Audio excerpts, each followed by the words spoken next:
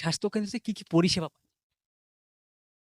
ব্যাপার হচ্ছে স্বাস্থ্যকেন্দ্র যে হিসাবে বানিয়েছে আর যে হিসাবে স্বাস্থ্যকেন্দ্রের বিল্ডিং মনে হচ্ছে, তো অনেক ওর জন্য লোকের জন্য সেবা হয়। এরকম বিল্ডিং থাকা মানে লোকের অনেক সেবা হয়। কিন্তু বিল্ডিং থাকা অবস্থাতে এখানে না ডাক্তারের সুবিধা আছে, না কোনো সুবিধা আছে। একটা মাত্র এএনএম আছে। ওই এএনএমের দ্বারা শুধুমাত্র পোলিও, আবার হালকা হালকা যেগুলো ওষুধ জ্বরের কিংবা মাথা ব্যথা, এগুলোর জন্য ওই ট্যাবলেটগুলো এখানে রেখেছে। এত দূর অবধি লোকের মানে সেবা হচ্ছে, তার উপরে আর কোনো সেবা নাই। লোকের যে রাত্রে কি সকালে একটা যে বড় দুর্ঘটনা হয়ে যাবে, কি কোনো সমস্যা দাঁড়িয়ে যাবে, তার কিন্তু এখানে কোনো আর রাস্তা নাই যে এখানে কোনো ওর জন্য সুবিধা আছে। এগুলো কোনো সুবিধা নাই। আমরাকে ওইটার জন্য এখান থেকে অনেক দূর 100 কিলোমিটার আগে এত ভাগলপুর যেতে হচ্ছে, এত আমরাকে এখান থেকে মালদা যেতে হচ্ছে। কিন্তু এখানে ভাই আর কোনো সুবিধা নাই। এত দূর পর্যন্ত এই স্বাস্থ্যকেন্দ্রতে সুবিধা দেওয়া হয় হসপিটাল? না। এটা কোনো হসপিটাল নয়। হসপিটাল নামে বিল্ডিং তৈরি করে রেখেছে, কিন্তু কোনো হসপিটাল নয়, স্বাস্থ্যকেন্দ্র। এখানে কোনো সুবিধা হসপিটালের নাই। ডক্টর নেই, নার্স আছে, তার থেকে ওষুধ নিচ্ছেন আপনারা, ভয় করছেন? অনেক ভয় হয়, কিন্তু মানুষ যখন জানের ক্ষেত্রে চলে আসে যে আমি যদি ওষুধ না খাই তাহলে আমি বাঁচবো কী করে, রোগ তো আমার এমন আছে যে সেই রোগ যদি আমি দূর না করি তাহলে তো থাকতে পারবো না ভাই।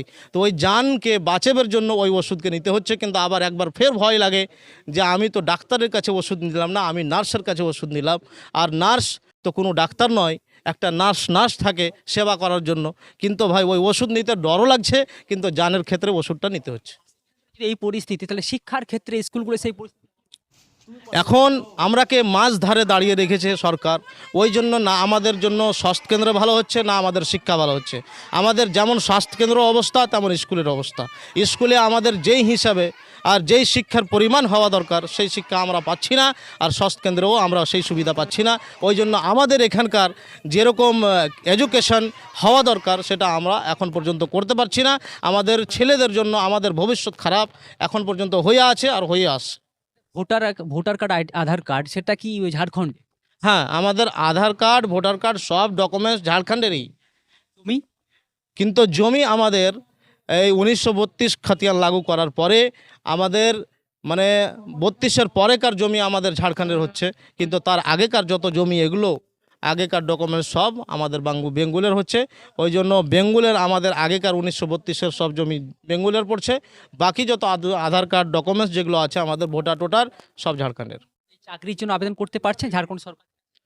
চাকরির জন্য বারে বারে তো সেই কথাটাই বলা হচ্ছে কি 1932-এর যেটা খাতিয়ান লাগু করেছে, আর ওটার জন্য আমরাকে যেগুলো ডকুমেন্টস চাকরির জন্য লাগবে, আয় যত নিবাস আয় প্রমাণপত্র যেগুলো লাগবে, এগুলো তো 1932-এর মানে ওই জমির পেপার নিয়ে আবার ওই নিবাস আয় সব বানা হচ্ছে।